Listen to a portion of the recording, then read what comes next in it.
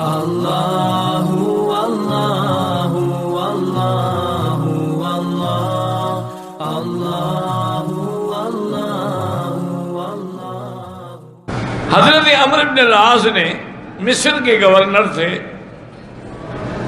ان کے پاس کچھ لوگ آئے مصر کے، انہوں نے کہا حضرت ہماری یہ عادت ہے کہ ہم محرم کی 11 تاریخ کو ایک نوجوان کنواری لڑکی بالکل زیوروں سے لدی ہوئی دریائے نیل کے سپرد کرتے ہیں، دریائے نیل کی نظر کرتے ہیں۔ وہ بیچاری زندہ اس میں غرق ہو کے مر جاتی تھی تو شیطان کا کوئی اس میں تصرف تھا، پھر دریا کا پانی چڑھ جاتا تھا۔ جب مسلمانوں نے مصر فتح کیا تو گورنر نے لکھا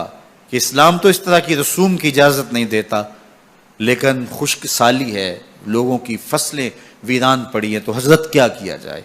تو حضرت عمر رضی اللہ تعالیٰ عنہ کاغذ کے ٹکڑے پہ لکھتے ہیں بسم اللہ الرحمن الرحیم،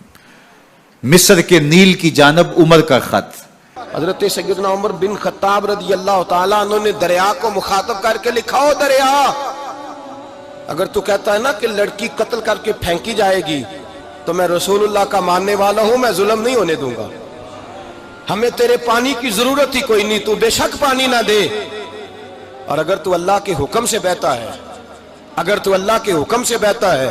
تو پھر اللہ کا بندہ اور مصطفیٰ کا غلام عمر تجھے حکم دیتا ہے کہ فوراً بہنا شروع کر دے۔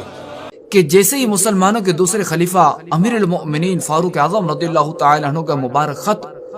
دریا میں دفن کیا گیا، فوراً ہی دریا جاری ہو گیا۔ اور اللہ کی شان ہے کہ حضرت عمر کے اس خط کے بعد سے لے کر آج تک پھر نیل بند نہیں ہوا۔ أضفيت على الحسن العبقى فالورد۔ اب آ جائیے مثال نمبر 2 کی طرف، اور یہ تو کسی حدیث کی کتاب میں بھی نہیں مثال نمبر 2، لیکن یہ بچے بچے کو پتا ہے، یہ تاریخی روایت ہے بے سند من گھڑت جھوٹی، کہ سیدنا عمر فاروق رضی اللہ تعالیٰ عنہ نے ایک دفعہ جب عمرو بن عاص رضی اللہ تعالیٰ عنہ کا خط آیا مصر سے کہ یہاں پر دریائے نیل جاری نہیں ہوتا، تو سیدنا عمر نے خط لکھا اور اس پہ لکھا کہ اگر اللہ کے حکم سے چلتا ہے تو میں تجھے حکم دیتا ہوں کہ تو چل پڑ، تو وہ چل پڑا، وَلِعَاذُ بِاللَّهِ تَعَالَى۔ بھائیو یہ طریقہ حضور صلی اللہ علیہ وسلم حضرت عمر کو بتا کے گئے تھے کہ جب قحط سالی ہو جائے تو یہ کام کرنا، ہو ہی نہیں سکتا، تو یہ بالکل جھوٹا واقعہ، اور اس کو پھر نام دیا جاتا ہے کرامت کا۔ اور بھائیو کرامت کو سارے مانتے ہیں، لیکن اس کا نام کرامت نہیں ہے۔ کرامت اور معجزے کو تو ہم مانتے ہیں، لیکن اس قسم کی یہ چیزیں نہیں کہ جس کو جو ہے وہ بد عقیدگی کی بنیاد بنایا جائے۔ اب اس کے مقابلے میں صحیح بخاری میں کیا ہے، وہ بالکل اس کے الٹ ہے۔ تو میں کہہ رہا ہوں نا کہ قرآن اور بخاری اور مسلم ٹچ سٹون ہے، کسوٹی ہے کسی کی حقانیت کو پرکھنے کی۔ اب وہ دیکھ لو تاریخی روایت جھوٹی، اور صحیح بخاری میں کیا ہے، انٹرنیشنل نمبر کے مطابق جو کہ کریٹیکل حدیث ہے، کتاب الاستسقاء چیپٹر کے اندر 1010 نمبر حدیث ہے کہ سیدنا عمر فاروق رضی اللہ تعالیٰ عنہ، وہی عمر فاروق، ان کے زمانے میں جب قحط پڑ جاتا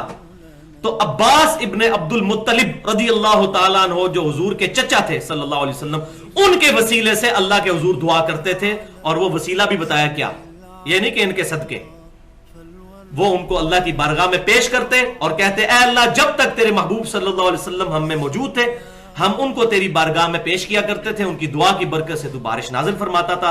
اب ہم تیرے نبی صلی اللہ علیہ وسلم کے چچا کو لے کر آئے ہیں۔ انس بن مالک کہتے ہیں کہ ان کی دعا کی برکت سے اللہ تعالیٰ بارش برسا دیتا۔ تو یہ حضرت عمر کا طریقہ تھا قحط سالی کو دور کرنے کا، یہ نہیں کہ خط لکھتے تھے، وہ یہاں بھی خط بادلوں میں پھینک دیتے، یہ سب جھوٹی باتیں،